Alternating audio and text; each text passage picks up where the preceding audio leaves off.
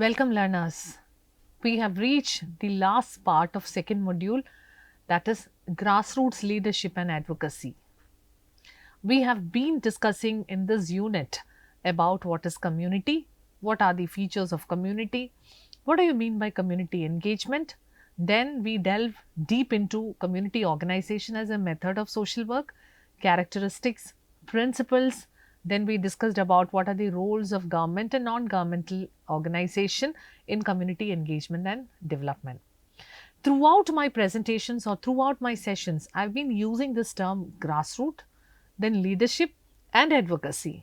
Now, the time has come to delve deep into grassroots leadership and advocacy topic. The term indicates grassroots, community level, bottom up leadership. It is working with the community people. Leadership stands for inspiring and mobilizing people at the local level. Now, that is grassroots leadership. And what is advocacy?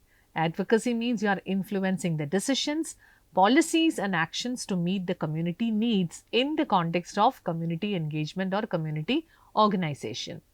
So, grassroots leadership can bring a lot of change in the community, very positive change, dynamic changes in the community.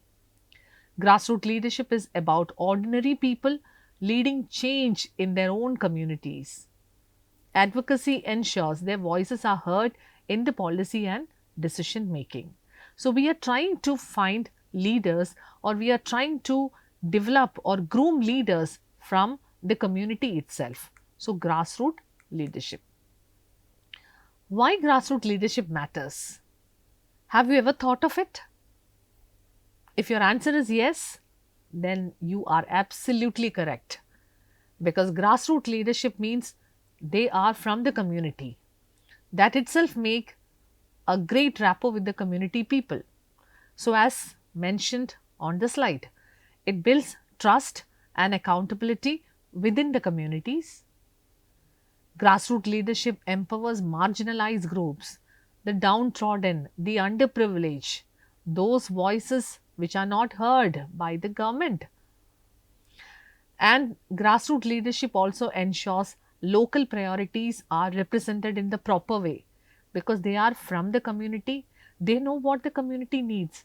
They are working in the grassroots level, village level, or community level.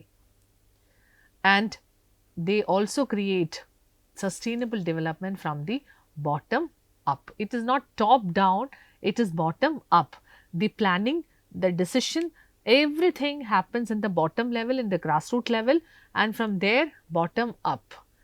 Then the government will come to know what exactly the community people needs, what are their requirement.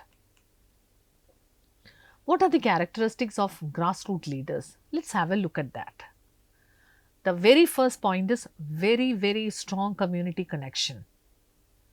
That is self-explanatory, because they are one among these people. They have a strong acceptance. Their relationship is so solid. So, strong community connection would be there. Because of the fact that they have a strong community connection, they will be able to mobilize the people very well. They can empathize with the people. They ensure inclusivity, inclusion of all the category. They will envisage for a social change. They have a clear vision that there should be change in the existing scenario, existing condition. And they have the courage to challenge injustice that happens in the community. Don't you feel all these points are making sense? It's clear. What do you mean by advocacy in grassroots context?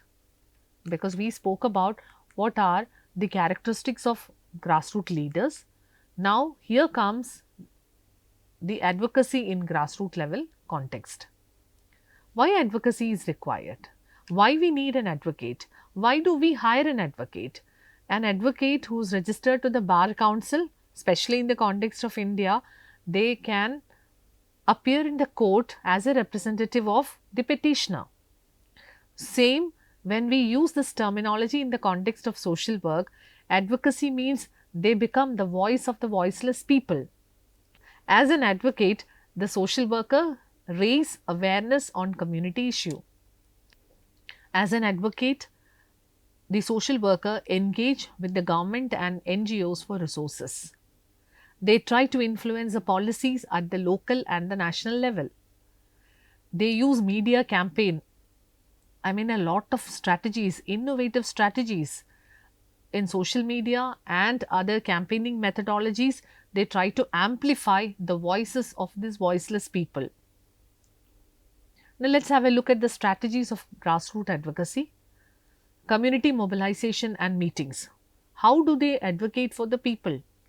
They will have to mobilize the community and they need to have meetings also.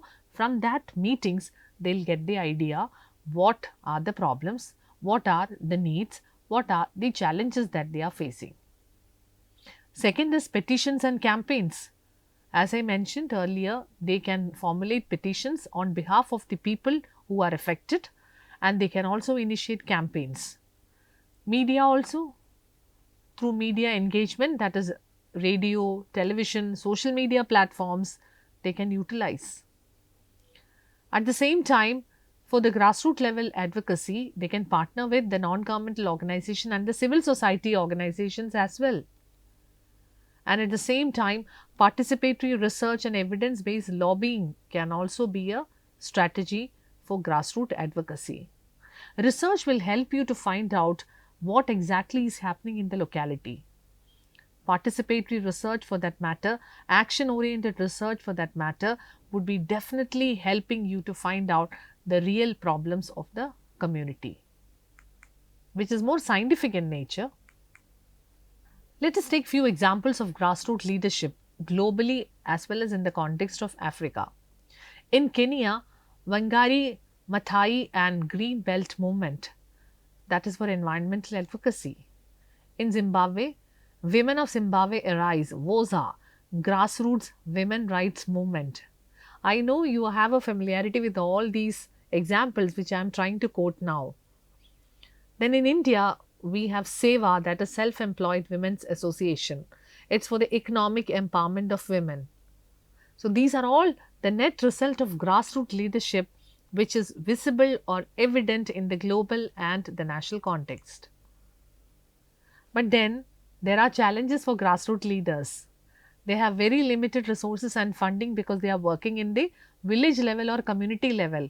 There they lack the resources, infrastructure may not be there, manpower may not be there, adequate funding is not there. That is a major challenge.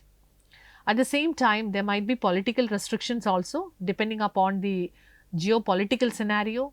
There might be threats also for the grassroots level workers because they are becoming the voice of the voiceless, and when they are trying to fight against the injustice, sometimes they may even have to fight against the government. So, they may face threats as well. Gender bias and exclusion. We always speak about inclusion, but at times it happens exclusion of marginalized voices.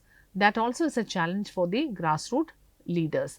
We may not be able to add the voice of the marginalized people.